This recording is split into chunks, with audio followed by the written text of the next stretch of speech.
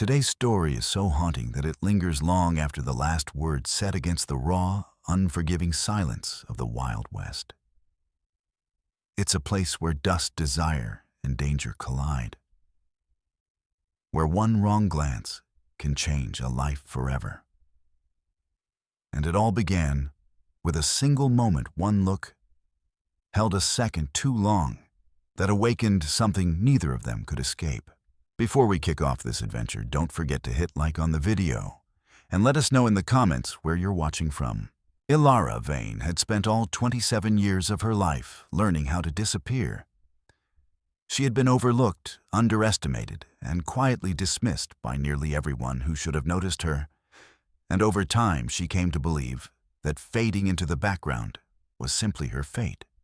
Alara Vain had wanted sons and barely spared a glance for the daughter who arrived instead, a quiet child who learned early that the safest way to survive disappointment was to expect little and desire even less. Bethany Vain died when Alara was 12, leaving behind a house filled with silence and a girl who never learned how to grieve because no one had ever taught her that her feelings were worth voicing. At 19, she married Lieutenant Silas Vain, a cavalry officer who chose her precisely because she was unremarkable enough not to draw other men's eyes and subdued enough not to complicate his life. She spent 6 years as his wife without ever feeling truly seen.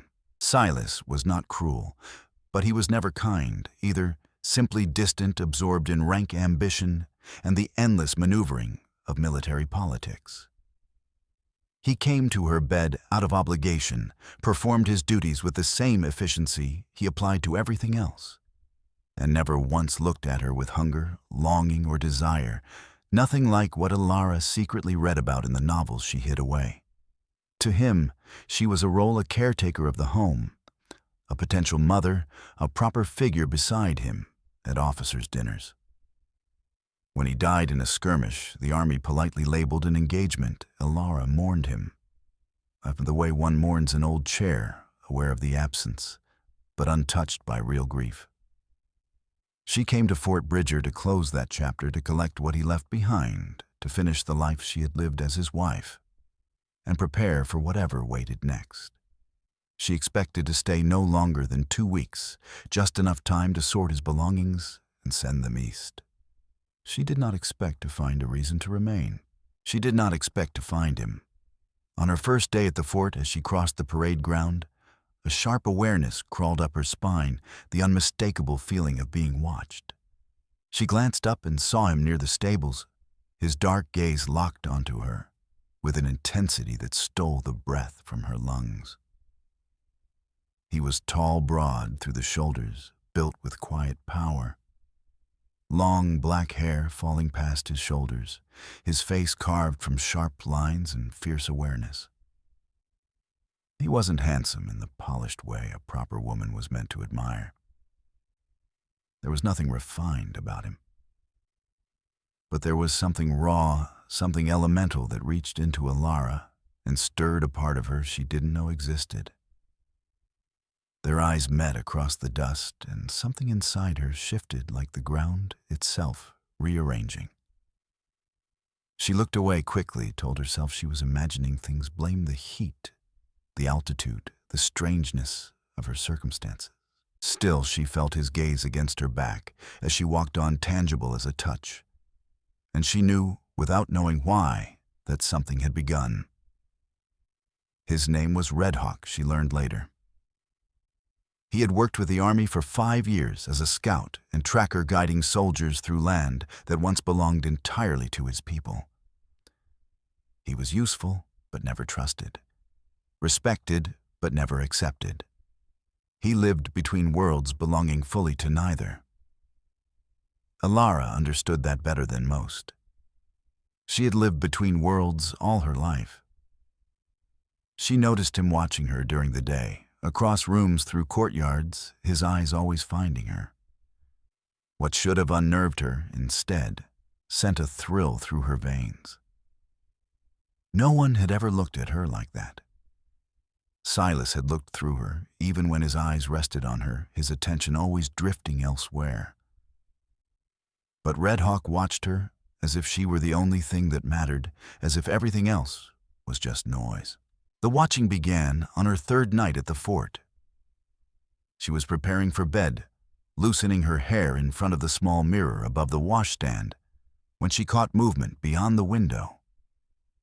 She turned, expecting a sentry, or perhaps a stray dog. Instead, she saw moonlight glint off eyes in the shadows of the supply building, eyes fixed on her window. Fear sparked first, instinctive and sharp, the kind taught to women from childhood. But beneath it rose something hotter, curiosity, excitement, and the first tremor of a desire she had never allowed herself to feel. She should have drawn the curtains. She should have blown out the lamp. Instead, she turned back to the mirror and kept unpinning her hair slower now, aware she was no longer alone. Chestnut waves fell around her shoulders as she worked through the tangles, feeling their weight against her back. His attention pressed against her skin, even through glass and distance, intoxicating in its intensity. Her fingers reached for the buttons of her dress. They trembled not from fear.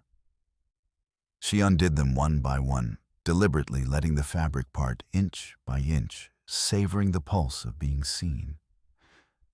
The dress slid from her shoulders and pooled at her feet, leaving her standing in corset and petticoats, more exposed than she had been in years, and more alive than she could remember.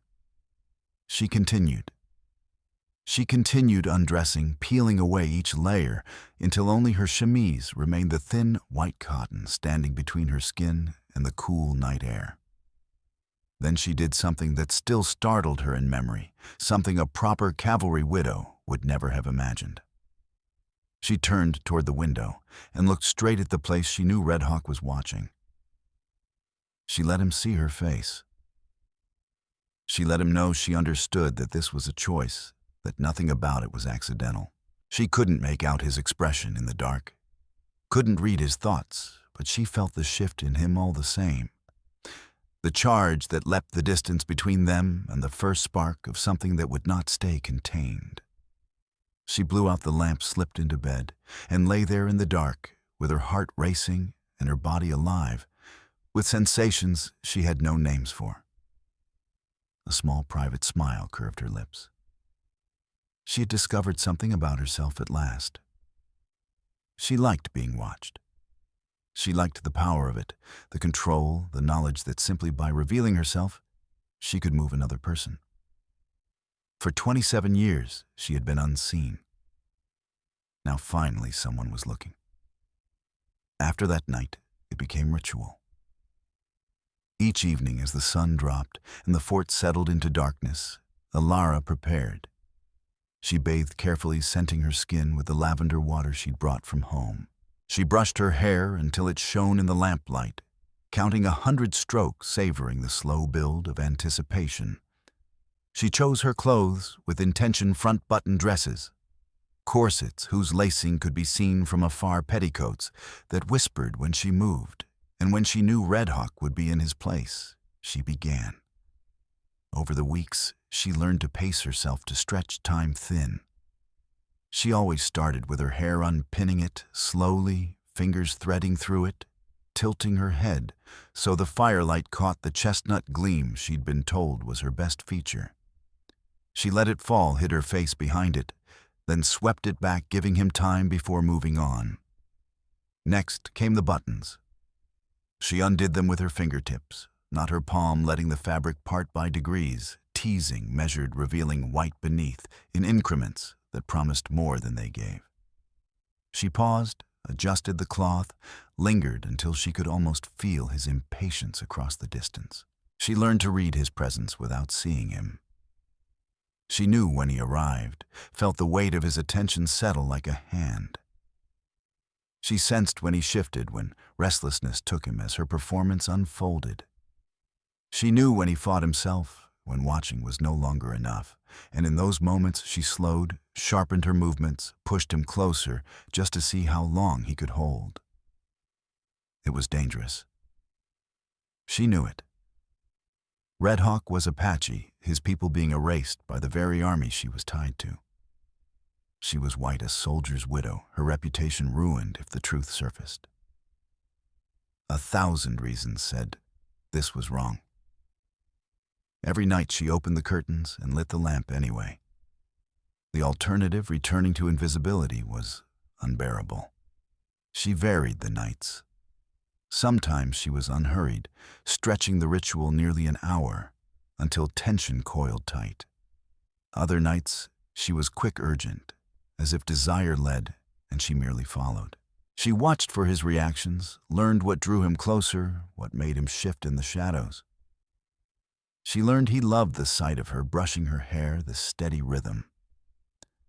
She learned he reacted when she touched her own skin, arms, shoulders, the curve of her waist, as if imagining his hands there instead.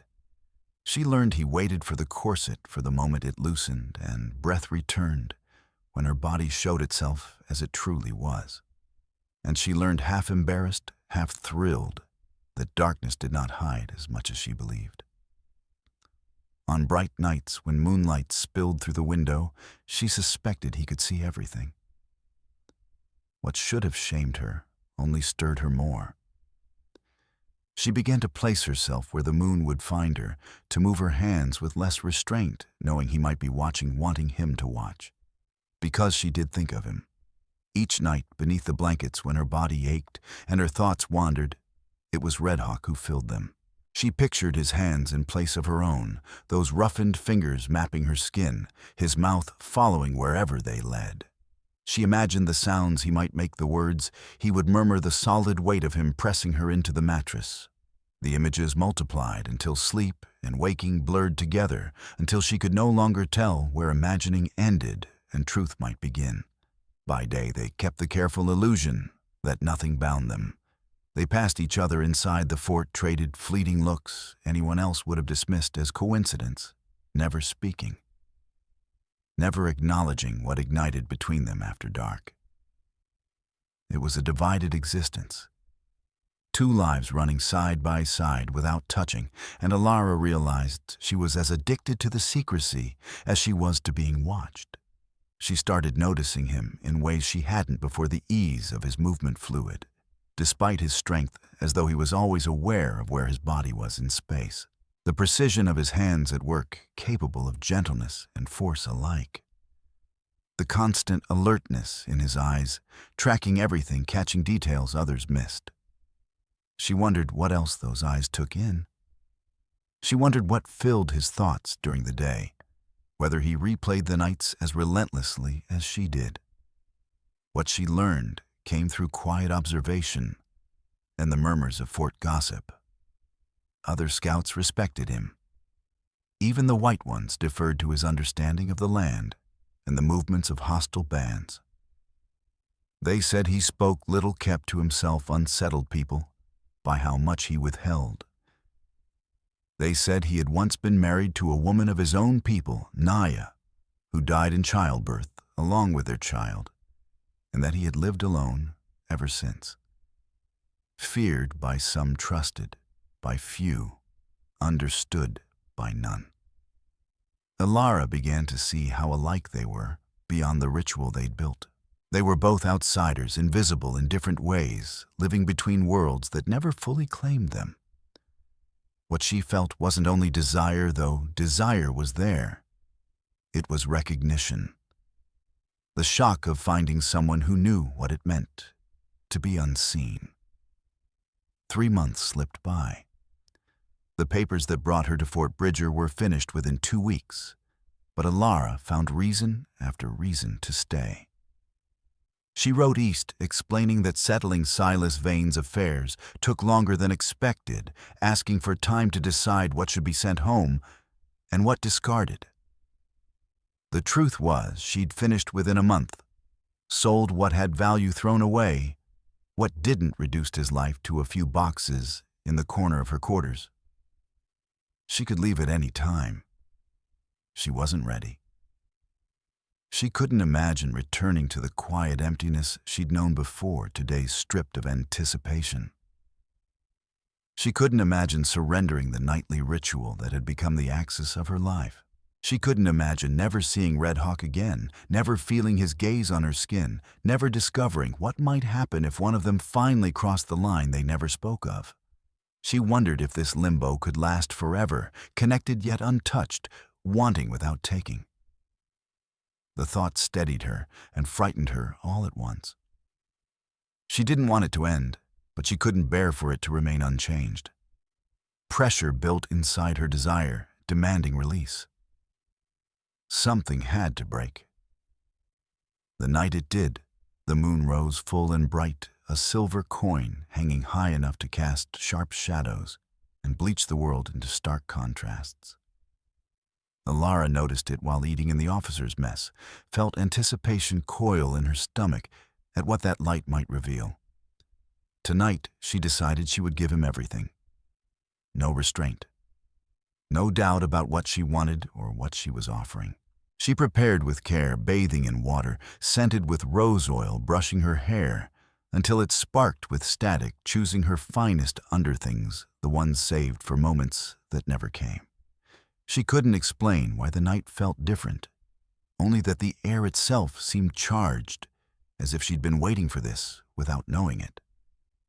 When she returned to her quarters, moonlight flooded the parade ground. She lit the lamp, fed the fire until it glowed gold, and glanced toward the window where Red Hawk always hid. He wasn't there. He wasn't in the shadows or tucked into darkness as he'd been for 3 months. He stood in the open, bathed in moonlight, making no attempt to conceal himself. His gaze locked onto her window, raw and unguarded hunger no longer hidden. Alara's breath caught.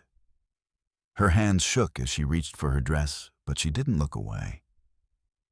She didn't close the curtains she'd left open for so long.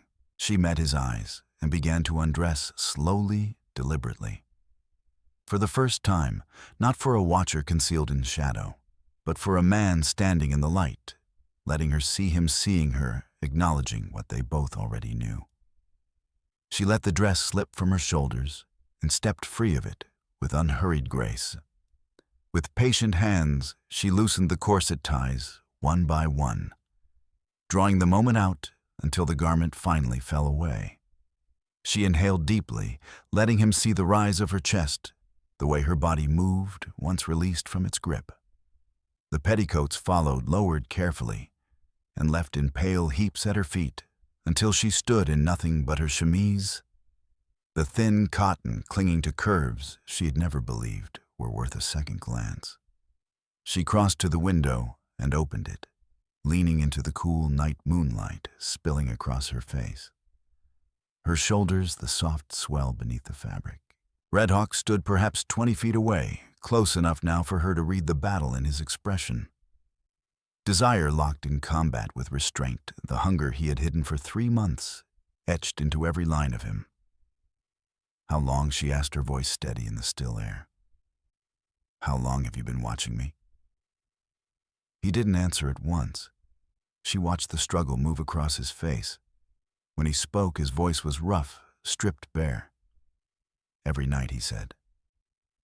Since the 3rd night you were here. Since I saw you cross the parade ground and couldn't look away. Every night I tell myself I won't come. Every night I come anyway. I can't stay away. I've tried, God knows I've tried. You're a fire and I'm a moth. I keep flying back knowing I'll burn.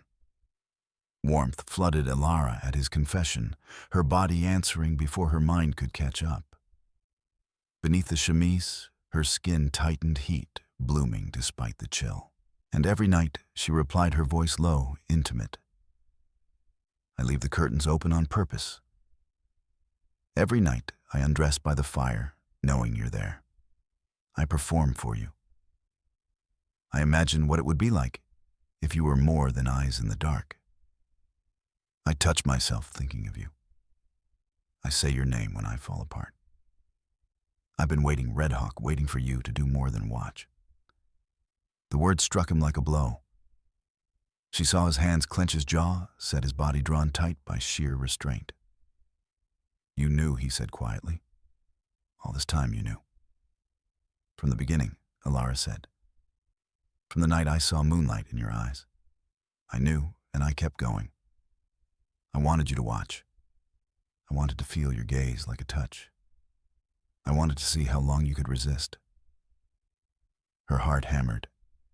I wanted you to want me. I have, he said.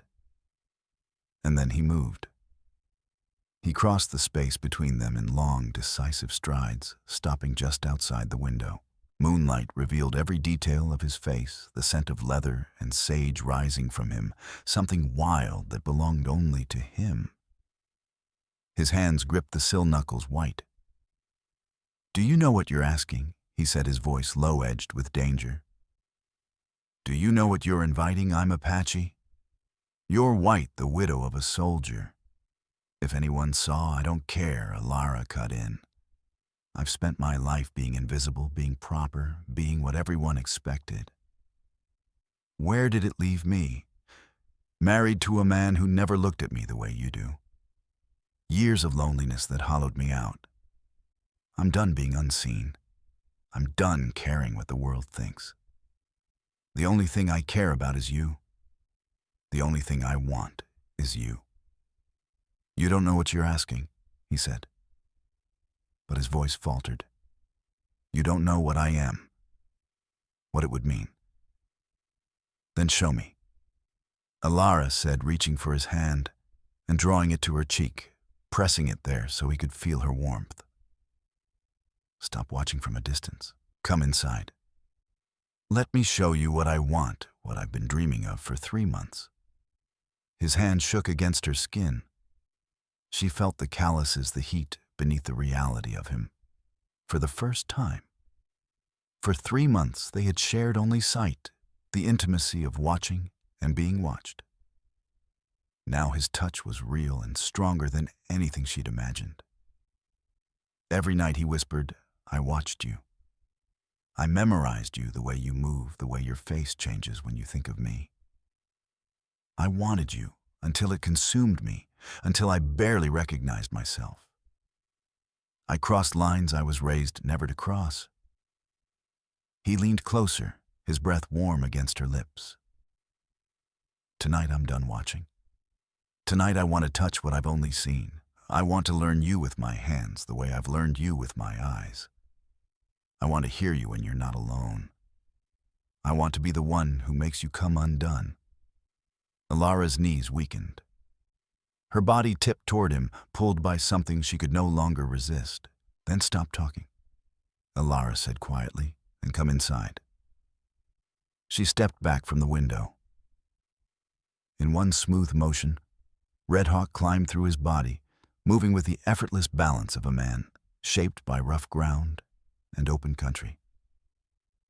He stood before her in the firelight, solid, immediate, far more real than anything she had imagined, and a sharp stab of fear cut through her. Not fear of him, but fear that this was a dream she would wake from, that he might vanish if she blinked. But he didn't. His hands were real as they framed her face. His mouth was real as it met hers. His body was real, warm, firm, undeniably there at last. The first kiss was careful, almost tentative, as if he were still giving her a chance to turn away. Alara didn't want careful, not after 3 months of wanting. She grabbed his shirt, pulled him closer, kissed him with all the hunger she'd been hoarding, showed him with her mouth, and the sound she made against his lips, that she was done waiting, done watching, done accepting half measures. His restraint broke gentleness, giving way to something darker, fiercer, perfectly matched to her need. His hands slid from her face to her neck, her shoulders stopping at the thin straps of her chemise. He paused, fingers hooked beneath the fabric, a question in his eyes. Yes, she breathed before he could ask. Yes to everything. I've been saying yes to you in my head for 3 months. Let me say it with my body. He pushed the straps down. The chemise fell away, pooling at her feet. She stood before him, bare, exposed, more vulnerable than she had ever been. Firelight traced her skin in gold and amber as he looked at her, truly looked. I've imagined this, he said, his voice rough.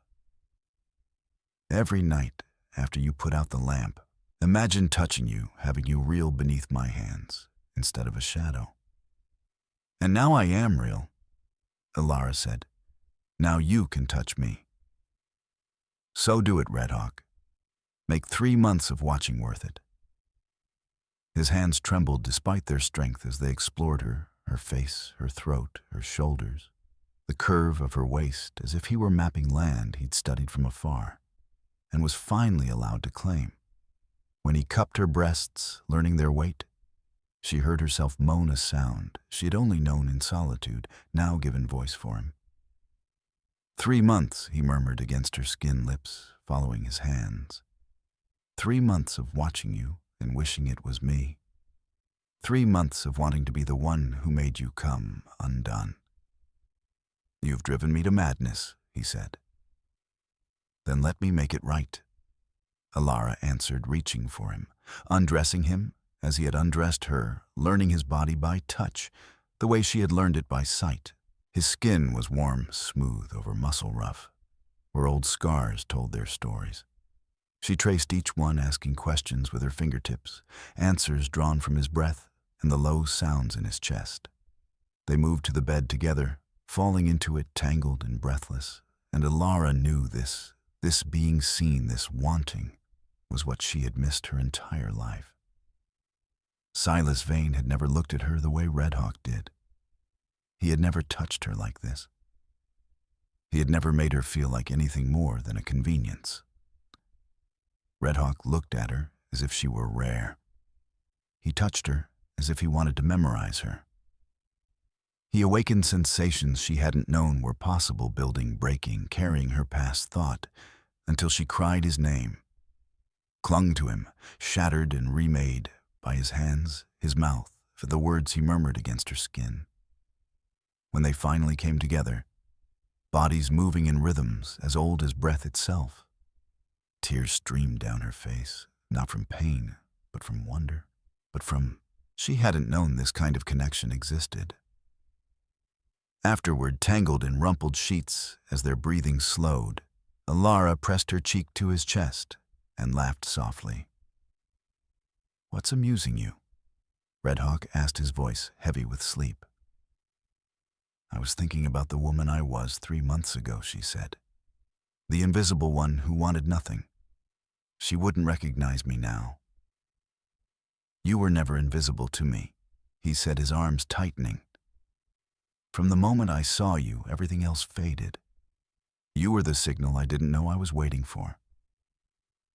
Alara looked up and saw the same feeling reflected in his eyes. Maybe it was too soon to call it love.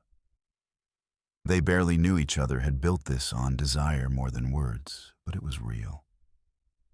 "What happens now?" she asked. "I'm meant to return east. There's a life there that would never understand this." Red Hawk was quiet, fingers tracing slow patterns on her back as the fire burned low. "Stay," Red Hawk said at last. "There are settlements out in the territory where folks aren't so rigid. Places where people don't ask too many questions. Places where a woman and an Apache scout could build a life without being watched every minute." "A life with me?" Alara asked softly. "We barely know each other." "I know enough," he answered. "I know I've watched you every night for 3 months and never once tired of it. I know the thought of you leaving feels like something tearing loose inside my chest.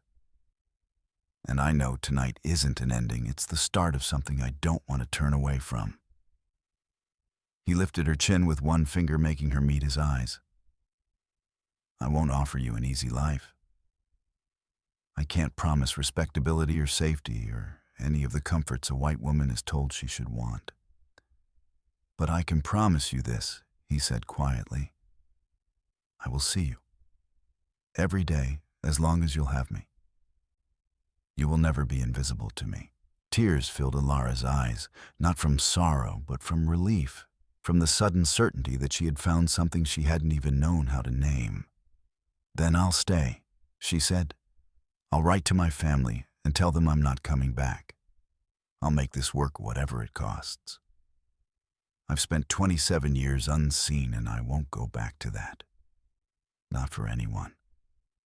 She kissed him then, a kiss that sealed her choice, that gave him everything she had to give. When they came together again, slower, now gentler, she understood this was the beginning of her real life. Not the one her family had planned, not the one Silas Vain had given her, but the one she was choosing with clear eyes and an open heart. She had caught him watching her. He had watched her every night. And now watching was no longer enough. What lay between them was real. Gossip would be cruel. The road ahead would be hard. There would be obstacles and people who would try to pull them apart. But as Alara fell asleep in Red Hawk's arms, listening to the steady rhythm of his heart, she knew none of it mattered. She had been invisible her whole life. Now she was seen. And that was worth everything. Finally, let me send my deep thanks to you. Thank you for listening and for allowing this story to speak to your heart. The Wild West still holds countless truths, some painful, some tender, all worth remembering. Stay with us, subscribe, comment, and invite others to discover these untamed stories. From our hearts to yours. Thank you for being part of this journey. Aviso legal barra disclaimer. Each story shared here is produced for storytelling enjoyment. Certain scenes may include fictional or dramatized elements inspired by historical circumstances. Although AI tools assist us in visuals narration and script development. The emotional tone, editing, and quality control are conducted by people to ensure meaningful experiences. We fully uphold YouTube's policies, using no deceptive recreations or impersonations of real individuals. All creative resources are properly licensed. Unauthorized copying, re-uploading, or remixing is not permitted. Thank you for supporting the effort behind every episode we create.